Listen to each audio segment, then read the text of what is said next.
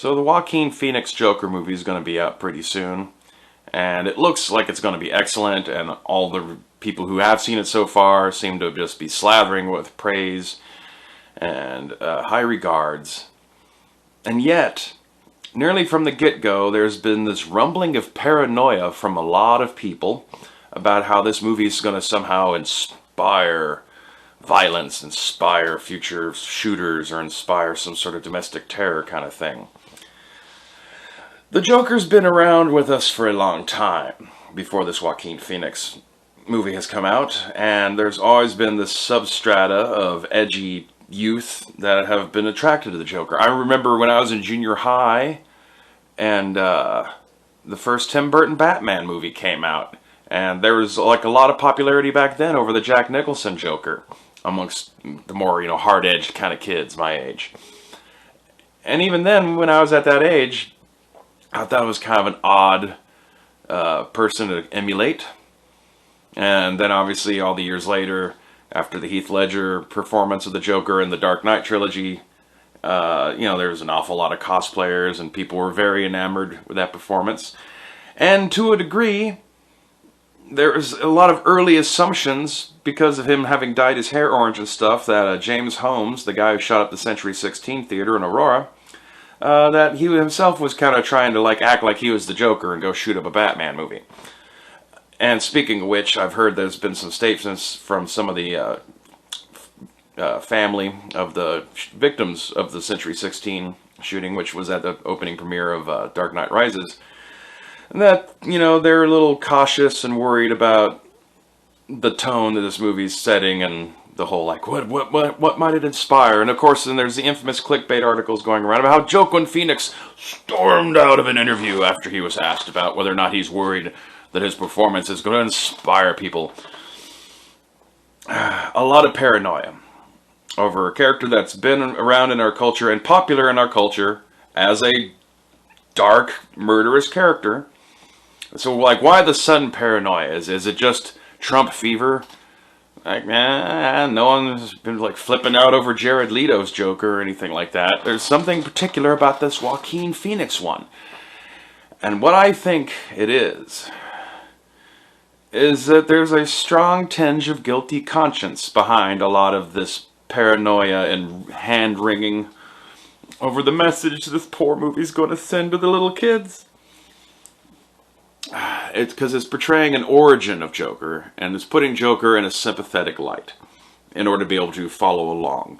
And yes, a lot of people say that there's a point in the movie where he starts doing Joker-y things, and you're expecting that the audience will start to oh, no, this guy's a bad guy. But we know how people are.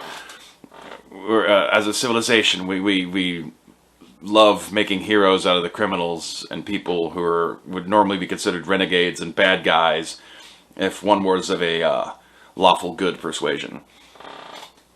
But that's just the way the world is. But it's guilty conscience. Because in this portrayal of Joker, they're showing him as a socially isolated person who gets picked on a lot and ignored and just kind of kept in his own little box. No one cares, no one listens, which, most people can relate to. But more even so than, seeing things from Joker's perspective is seeing the things happening to him.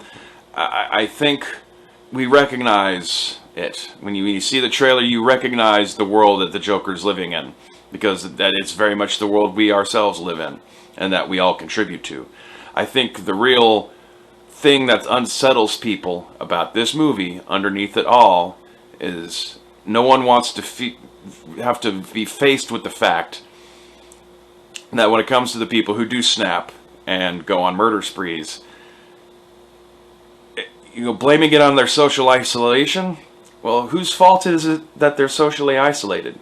All of us, every single human being on Earth, but especially in particular to America's problems, every human being in America, we're all equally responsible for how we take care of each other and how we regard each other and how we treat one another. And none of us want to be faced with the fact that it's our fault that these people turn into the monsters they become. It's our fault that the Joker becomes the Joker. We don't want to face that. As to the Sensory 16 stuff, on a personal note, that was the movie theater that I went to the most when I was living in Aurora, Colorado for about 10 years, up until 5 years ago when I came back to Texas. And I was working less than a mile away from it the night that happened. I was at a 7-Eleven.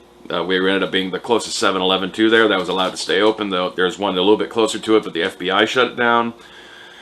And I got very much exposed to the events of that night, in terms of like after effects and seeing some of the victims having to shut down the store, and a whole bunch of stuff that doesn't really have anything to relate to this video. And there was a time there after that happened. I mean, I didn't go see another movie in a theater until The Force Awakens came out. And I was a little kind of edgy on about a couple of subjects for a while. It leaves you sensitive. It certainly leaves you sensitive. Seeing, you know, your regular customers, because that was in like a neighborhood store, in a neighborhood theater.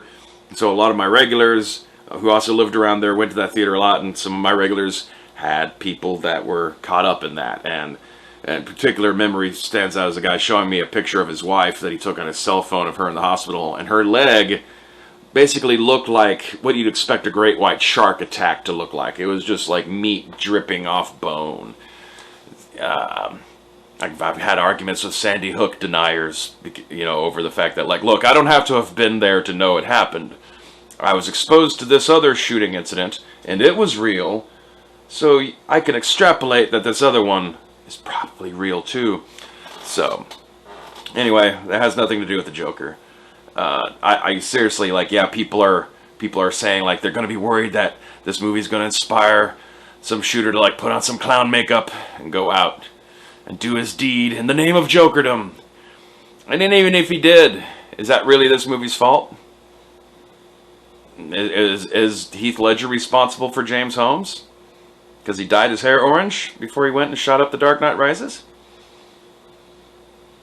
A movie that, like, for like a month or so leading up to it, oh god, there's like so much faux controversy from Republicans about how this movie is like, it's, you know, against the system and all that stuff, and they're making Bane out to be a good guy and a whole bunch of other nonsense. All that shut up as soon as the shooting happened, and it's pretty much almost been forgotten about. But I remember.